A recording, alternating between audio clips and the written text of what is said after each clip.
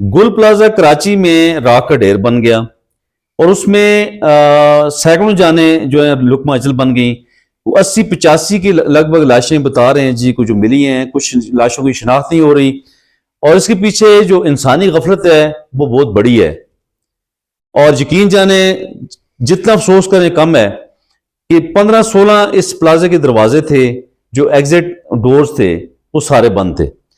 اور اس کے علاوہ کوئی ارلی وارننگ سسٹم نہیں ہے. اس پلازے کے علاوہ بھی پورے پاکستان میں اگر آپ بلڈنگز کو دیکھیں تو کوئی بھی ہمارے پاس ارلی وارننگ سسٹم نہیں ہے. اس سے پہلے کئی ایسے حادثات ہو چکے ہیں کہ انسانی جانیں بڑی تعداد میں ضائع ہوئی ہیں اور اس کے بعد بھی ہم نے ان چیزوں سے سبق نہیں لیا, ان حادثات سے ہم نے سبق نہیں لیا. اور آج پھر ہمارے پاس ساتھ یہی ہوا کہ اتنی بڑی تعداد میں انسانی جانیں موت کے منہ میں چلی گئی اور اربوں روپے کا نقصان لوگوں کا ہو گیا.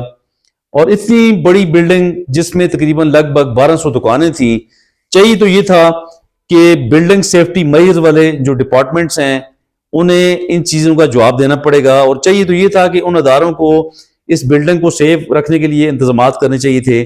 یہ دیگر جو بلڈنگز ہیں, چل یہ بلڈنگ تو گئی, غرق ہو گئی, لوگ موت کے منہ میں چلے گئے, اتنا بڑا ایک سانحہ ہو گیا, لیکن کیا ہمارے پاس آئندہ کے لیے کوئی بھی بلڈنگ سیفٹی میئرز ہیں ہمارے پاس؟ کیا کوئی ارلی وارننگ سسٹم ہمارے پاس ہے جو انسانی جانوں کو بچانے کی بات کرے؟ کیا ہم اسی طرح اپنی انسانوں کو موت کے منہ میں دیتے رہیں گے؟ یہ قطعاً ہم یہ نہیں کہہ سکتے کہ صرف محض قدرتی حادثہ تھا. ضرور قدرتی حادثہ یہ تھا, ضرور ظاہر ہے اللہ تعالیٰ کی طرف سے یہ سارا کچھ تھا, لیکن کچھ غفلت انسانوں کی بھی اس میں شامل ہے. فائر بریگیڈ کو دیکھیں کہ فائر بریگیڈ کا کہنا ہے یہ کہ جی ہمارے پاس پانی نہیں ہے, ہماری گاڑیوں میں فیول نہیں ہے یا پانی نہیں ہے, جو کچھ بھی ہے. کیا جو محکمہ صرف آگ بجھانے کے لیے بنایا گیا, جو گاڑیاں صرف اس کام کے لیے معمور کی گئیں, کیا انہی گاڑیوں کے پاس پانی نہیں ہے؟ کیا ان کے پاس یہی ایک سمپل جواب ہے جی ہمارے پاس پانی نہیں ہے؟ وہ تنخواہیں کس بات کی لیتے ہیں؟ تو اس لیے دوستوں ہمارے ملک میں جو محکمے جس کام کے لیے بنائے جاتے ہیں وہ اس کام کو کرنے کی بجائے الٹا اس کام کو بگاڑ اس میں لاتے ہیں, اس کو بگاڑنے میں ان کا رول ہمیں نظر آ رہا ہوتا ہے. تو یہ بہت بڑا ظلم ہے. یہ کلیئر کٹ اس میں انسانی غفلت شامل ہے جو کہ سینکڑوں جانوں کو موت کے منہ میں لے کے چلی گئی. اور کہا یہ جا رہا ہے کہ اس پلازے میں زیادہ جو دکانیں تھیں وہ بچوں کے کپڑوں کی یعنی گارمنٹس کی, خواتین کی گارمنٹس وغیرہ کی یہ دکانیں یہاں پہ زیادہ تھیں اور کافی تعداد میں یہاں پہ بچے اور خواتین بھی شہید ہوئی ہیں.